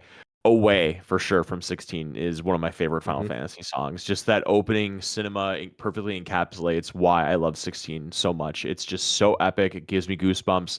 If the violins would have ripped my face off today, I would have been crying probably like I was with the Prelude, but they're too quiet. Love everything about Away. It's so damn good. Also, the next song is going to be Histoire. I think that's what it's called. Histoire, Histoire, the Holy Empire of Simbrek from Final Fantasy 16. It's on the road to Simbrek. It's just this really beautiful flute song, and it's just so. Again, it encapsulates everything I love about 16. It just has this really like epic, very mysterious, very organic kind of piece, and I've listened to it a million times and on repeat. It's just so great. Third is Blinded by Light from Final Fantasy 13, the battle theme to Final Fantasy 13. I just remember when that came out, when 13 came out, that soundtrack was very different, and especially that boss battle theme, or not the boss battle, the Blinded by Light theme was very different because it was kind of like, how do you describe it, like very orchestrated, but kind of synthy, kind of like I can't describe what was different about it, but it definitely sounded different than like 8's battle theme or 9's battle theme or 10's. It just had its own thing, kind of. That's the first time you really realize that Uematsu is no longer part of Final Fantasy. Yeah, very different, but it's amazing. Who did 13 anyway? I'm trying to remember what his name was. Hamaguchi, I think is his name. The same person who did Remake and Rebirth. Oh, okay, cool. Yeah. All right, so that's I why I forgot like what his their name music. is. Yeah. Number 4, Breezy from Final Fantasy 8. I think that's what it's called. It's that like that little town that's by Balam Garden in Final Fantasy 8. It's a really pretty guitar that kind of puts you to sleep. Do you know which one I'm talking I about? know exactly which one. That's a good one. Yeah. It's like that do do do do do do do do do do do do Yeah. do. Yeah, that's There's a so many. very Oh man, that's so Uematsu. Like he has a lot of songs in pretty much any game like that. It has a sound alike. But yeah, that one is so good. Oh, it's so chill. made me It puts you cry. like literally like That was that. so It puts good. you to sleep. What'd you say? I said you're gonna make me cry. That one's so good. That's It very is. memorable. It's nostalgic.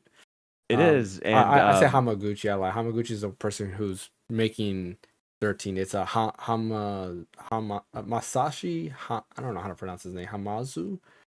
Forgive me, sir, because you That's You 13. are amazing, but that's 13. Yeah. Okay. Also, just a runner up for 8. I still love the theme of when you go to get Ifrit. That what's it called? It has an interesting name, like the cave, like that cave where you go get Ifrit. And in the beginning of 8. Oh yeah, Come the on. doom doom doom. Do, Yeah, I know do, which do, one. do, do, do, do. Oh, that's Yeah, actually yeah, the that first. piano. That's the Yeah. first piano theme that I learned. I was in Oh, high really? school. Yeah, I was in high school and they taught me that, and I was able to play that because I remember going through. We had during lunch, you had like open like you can go to the band room and they And would play with let stuff. people just play with the piano and stuff like that. So I remember going in there and somebody was playing the theme. I was like, "That's from Final Fantasy VIII." And they're like, "Yeah, you want to learn how to play it?" I was They like, taught you? "Yes, I do." Yeah, and Oh, they cool. taught me. Yeah, it was so awesome. Yeah, I love that piano. It's so haunting, and Mhm. just like where you are, you're getting your first Guardian Force. You're with Quistis, Yeah. and just kind of, and then you're also having that like time thing where you have to choose how much time you want to take and everything. Mhm. And then I have 2 more, even though that's it goes without saying. I have 2 more. Yeah. Daggeru Hermit's Library from Final Fantasy 9. I love the environment of Daggeru. Do you remember Daggeru from Final Fantasy 9? No, I don't remember that. It's the library that's like flooded, like there's water everywhere, and it's a library, and it just has this really pretty simple melody that plays. And I just always remember when I was a kid, because I was 13 when Final Fantasy 9 came out.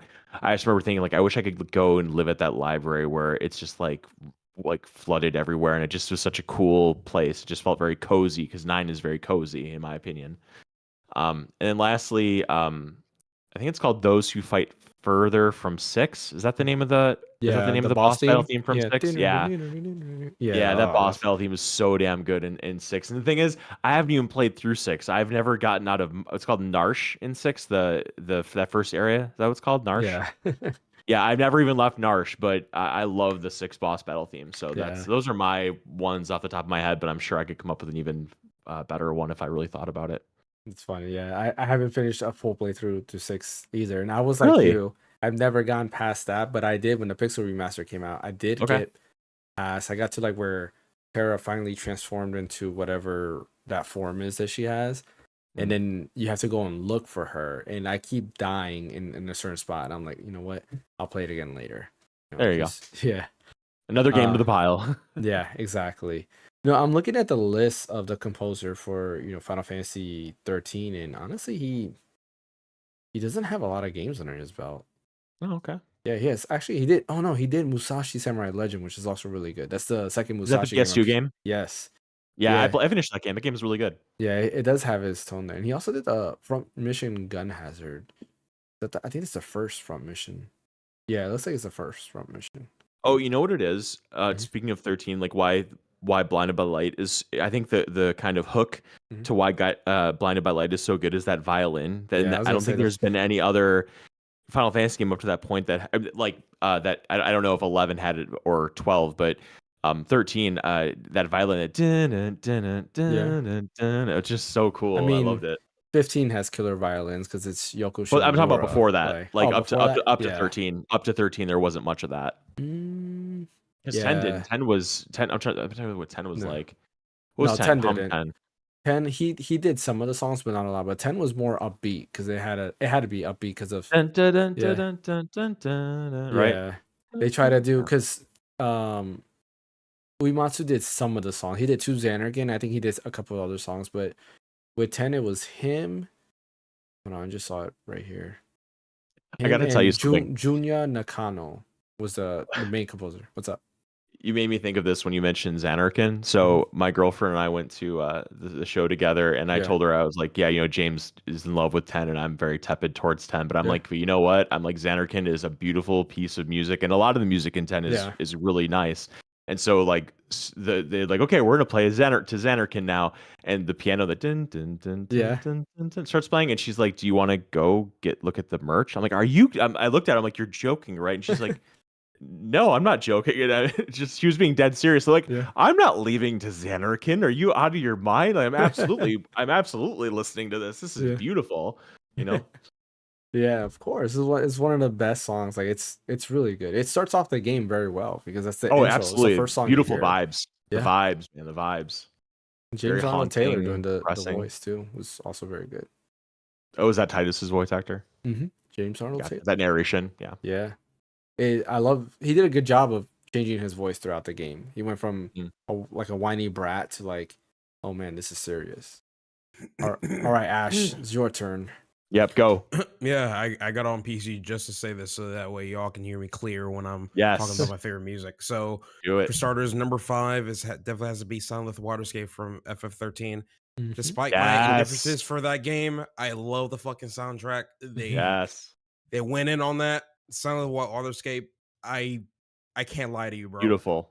I was playing as Saz, I remember that, but I just made him stay in an idle just so I can listen and loop so many freaking times. That's how much I love this song. I was like, amazing, great, 10 out of 10. Number 4 is called The Most Muscular from FF7 Remake. Have you guys heard that one before? What is it called? The Most Muscular. No, I'm gonna go YouTube it That's right the now. one where Tifa had to do like the most amount of like pull-ups and stuff. Isn't that in Rebirth? Like when you're doing sit-ups against what's her name or whatever in the gym? Is that the same song? I don't know. I haven't played the game yet, but I know that was for some.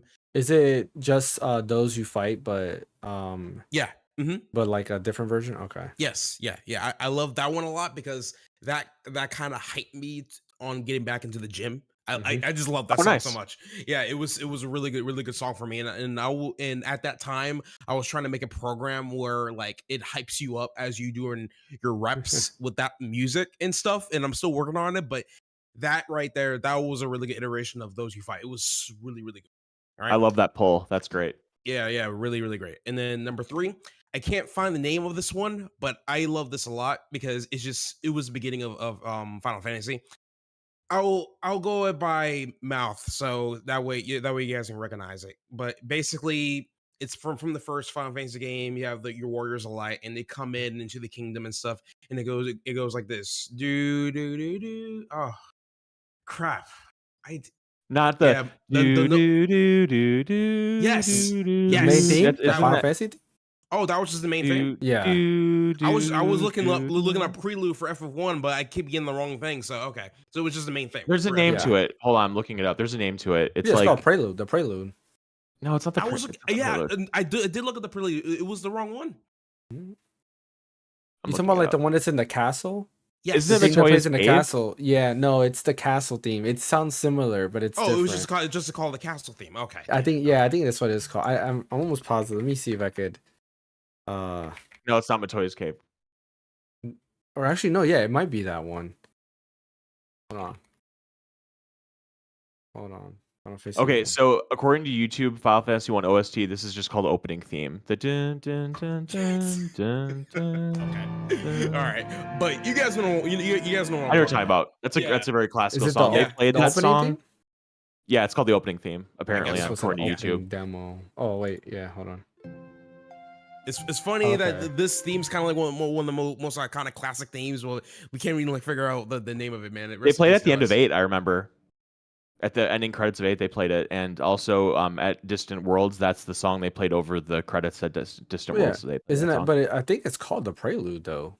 It's not according to the YouTube video. According to YouTube, it's called opening theme. What in that? Let me see. Prelude is the. You know what? It's just called Final Fantasy, isn't it? Oh, you're right. That is what that is. Yeah. You're but hey, regardless, you guys know what I'm talking about. That's all I care about. So that's number 3. Number 2, listen, you can only convince me to join the military or any form of Air Force. Wait, can I guess? If I get to hear this particular song every time I fight the anime. No. Okay. It's called The Man with the Machine Gun. Let me play that. Somebody get that big ass boombox. Play that while I'm trying to gun down some enemies. So if you're in the military, are you gonna wait out there and wait your turn to attack while they attack you, or that'd be fun to do because I can plot something, but nah, it ain't like that. It's not reality, unfortunately. But it's just in Final Fantasy 8. I'm always looking forward to going back to. I forgot the name of the crew there, but Laguna. I don't know. Yeah, Laguna and everything because it's just they were a fun bunch. And then when you get into a fight, you just play that song. I'm like, bro, this is so great. I love and Laguna is the total opposite of Squall. Yeah, Heroes. basically. Yeah. Yeah, they And were fucking supposed with the to other be guys' be made names. total opposites, and Mhm. every time we have to go back to the main cast, I'm like, frick. I gotta go back. Can I just like stay over there? Like, come on. Spoiler: But, Laguna is Squall's father. Yeah, that's what I'm saying. Yeah, there's that spoiler. But yeah, That's fine. Yeah. You never beat 8. No, it's just the problem is with FF8 is that they try to overcomplicate the plot for no reason. For they just like it's time just travel when they and all that. talk, they have this wall of text, but all you have to do is like take that one sentence, like, oh, that's what it's all about, and that's it.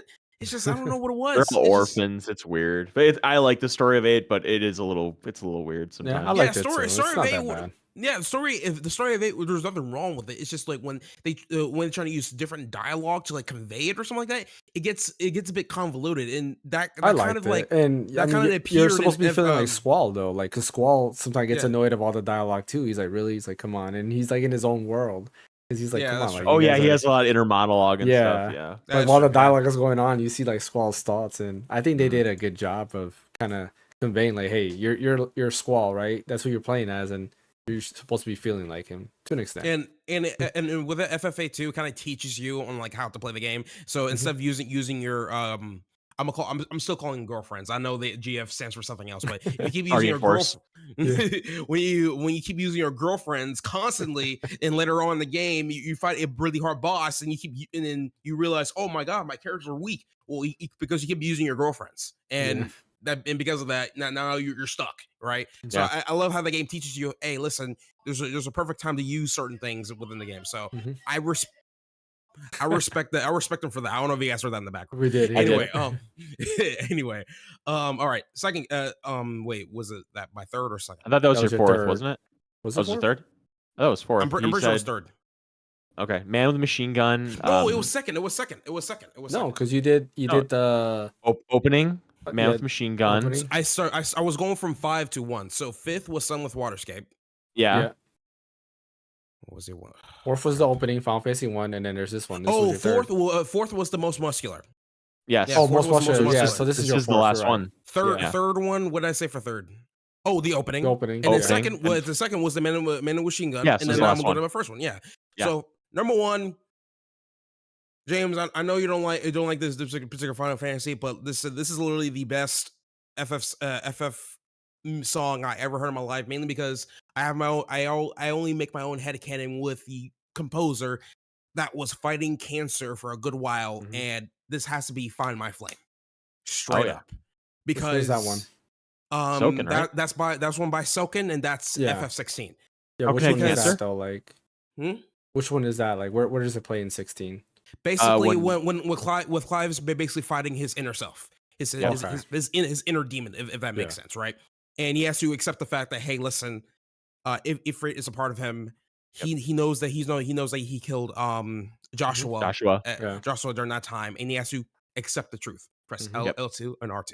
That's the last song they played tonight, by the way. Yeah, whenever I bring up the press L2 R2, people Mm-hmm. are like, what do you mean by that? I'm like, oh, you'll find out. No, it's not great. L2 R2, it's L3 R3. But yeah, whatever. Fun fact, But I have to redo that fight. I was playing on my ROG X the other day, and then I put it down to go get water. When I came back, the ROG X screen timed out, and then when I put it back on, the whole game crashed, and so I have to redo the whole fight because I had no. just finished that fight. So I was like, but yeah, it's fine. It's just I gotta redo the whole fight. how it got built up to that, how they used to score, it was just everything about that was just perfect, and it was too good, too freaking good. I just and then like on top of that, like I said, with my own headcanon, I feel like when Soken was composing the song, I feel like he was thinking back to when he was like in the hospital, constantly fighting cancer and everything, and like. If you guys are able to like go back and look through the live streams whenever they're showing like new patches for FF14, that's when what's his name? Yoshi P. Yeah, Yoshi P was like, giving everyone a huge thank you for like supporting us, giving all the developers their props, and then like the biggest one of them all was Soken. And the way there was coming into together, the fact that he was fighting cancer all this time while he's still composing this music, it was extremely heartfelt, awesome. bro. Yeah. That felt like a One Piece moment, because when you watch One Piece and you see like the lore and how bad people had and everything, they still go through it, man. You know, it's a felt right there. It's a felt, and when you see that, it's man. I feel like when he was writing that, when ran that song, it was just amazing. It was just, like I said, headcanon is not officially confirmed. I just feel like that's how he felt when he was doing that song. So it was really, really, it was just number one for me all the way. By the way, mine wasn't in any order. I was just Yeah, I was gonna say, that was yeah, just- nobody here yeah, did got that. order. So Yeah, Oh, that's well, cool. You yeah. did though.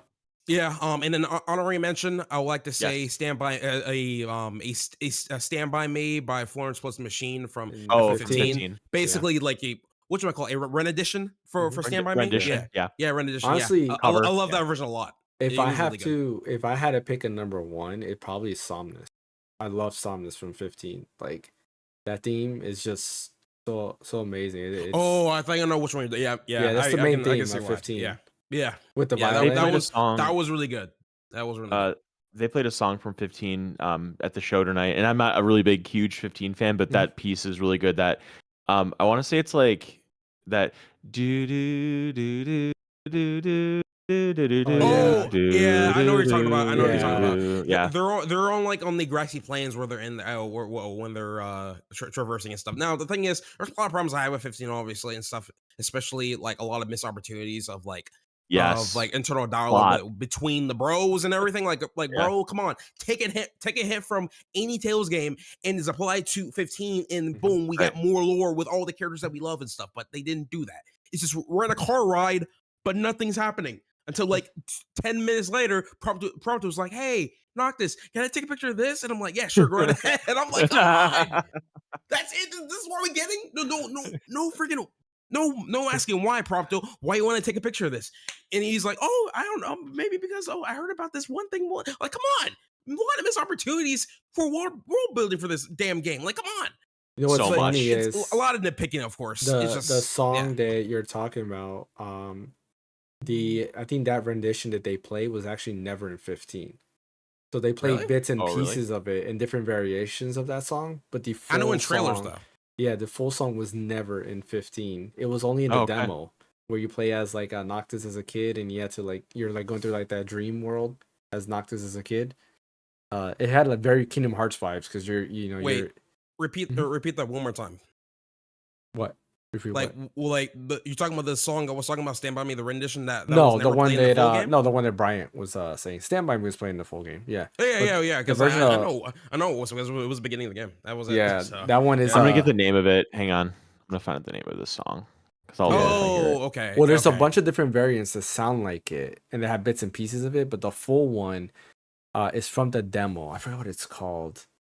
'Cause I was actually looking it up a while back, and I didn't realize that when I made my Final Fantasy 15 versus 13 video. That's when I was looking it up, and I saw that they did Final Fantasy 15 30 like versus 13 was supposed to be it. 1,000,000%. Listen, here's the thing. I think there's a now- reason why that Final Fantasy versus 13 video is my number one most viewed video, because people are upset at 15 and they knew what we were supposed to get with 13. Yeah, There's also a reason why 15. Square Enix copyrighted Yeah, my video. Listen, 15 right now is a decent game, I would say. Yeah, it's But decent.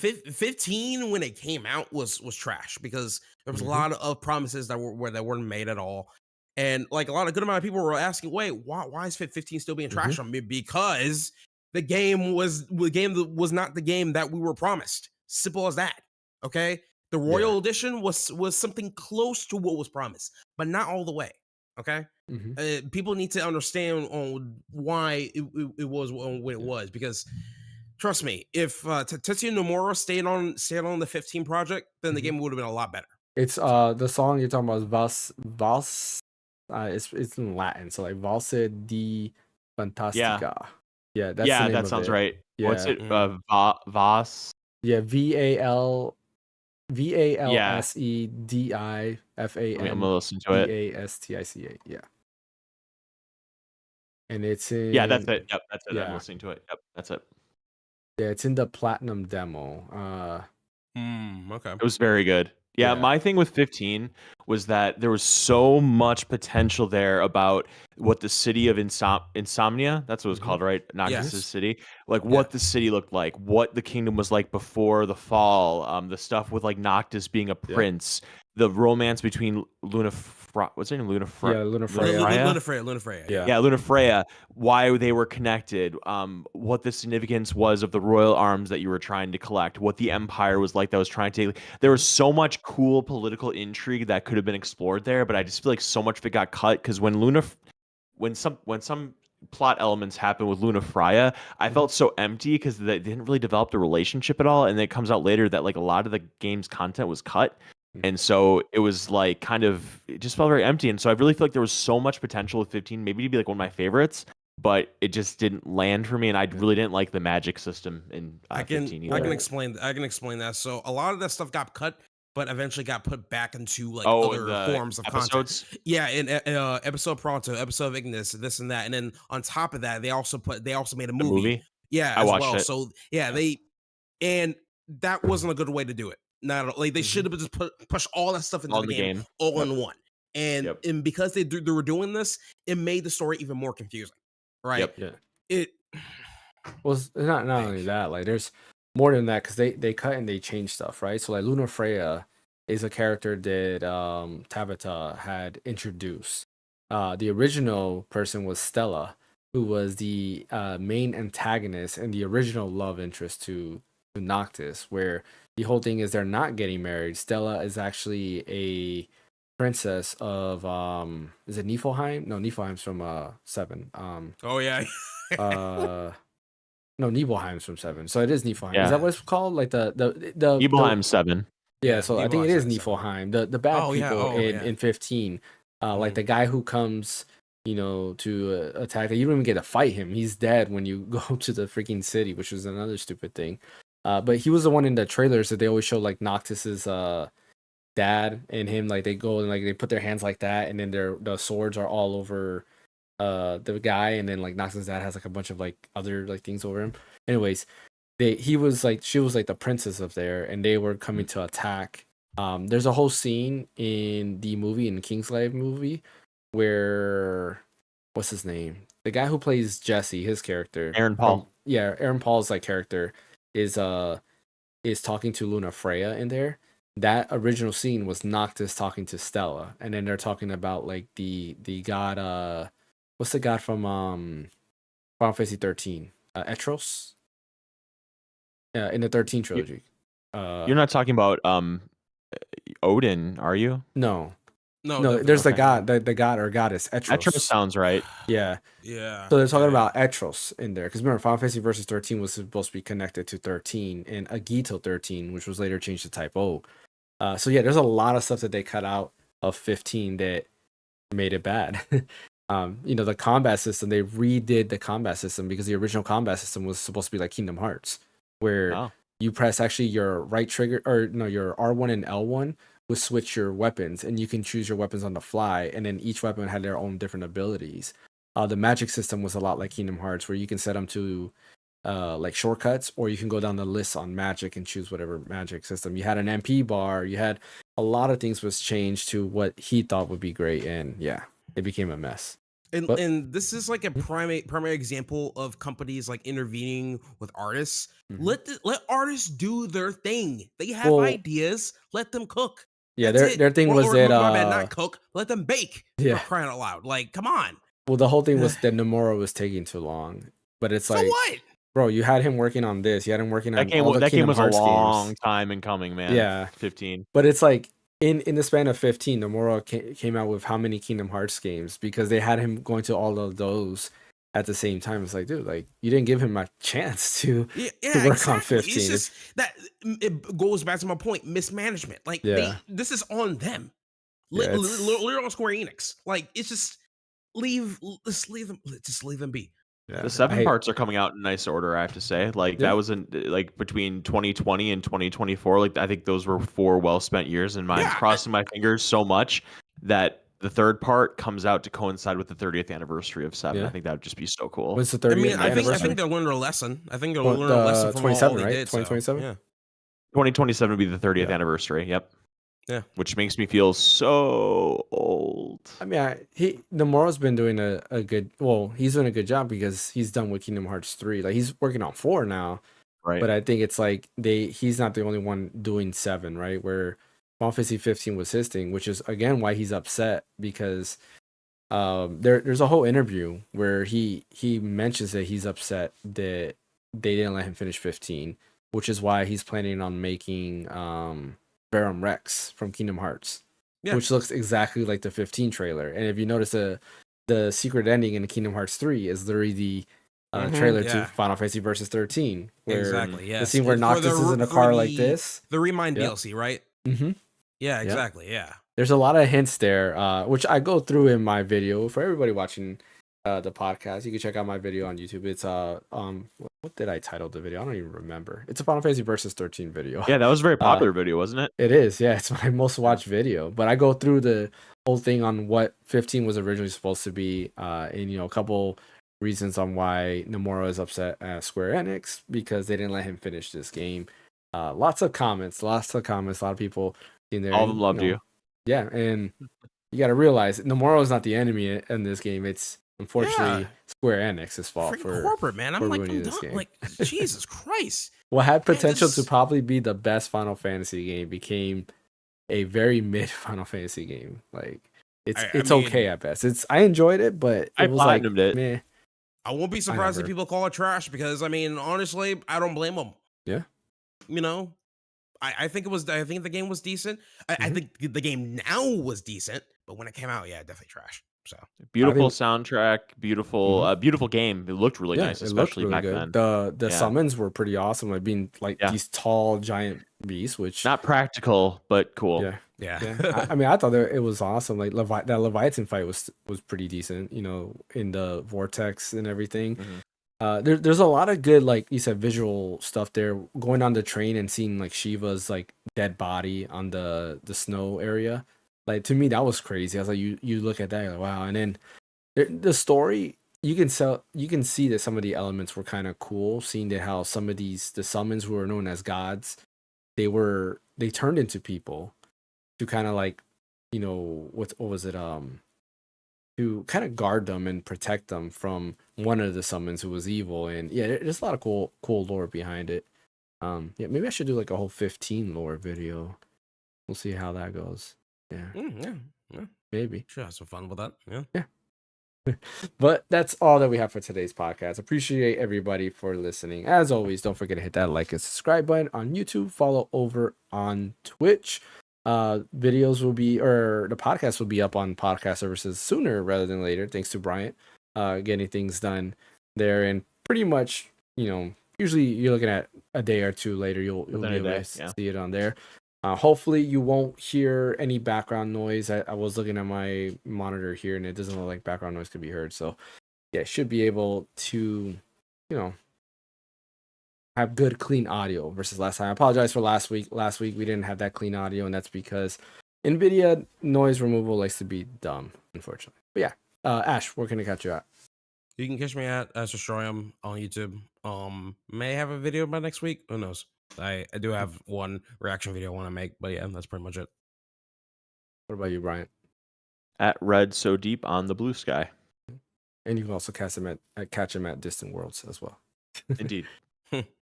And as always, you can catch me right here on YouTube or Twitch. I guess technically Blue Sky and Twitter, even though I don't really go on those things anymore. Well, I do go on it just to see news, and then I pop off. I don't really write anything on there. I'm not that social media type of guy. I've never been. But if I do see something cool, I'll retweet it or repost it and comment on it. But that's about it. Best way to catch me is in the comments on my videos. You can go ahead and check out my Ambernick RGP01 video that I uploaded last week. A great controller for under $20. And I should have another video up this week. And like I said, I'm trying to go ahead and keep that streak going from here on out because I don't have all that work like I did last time. Thank you, Geek, for showing up, and we will see you guys next time.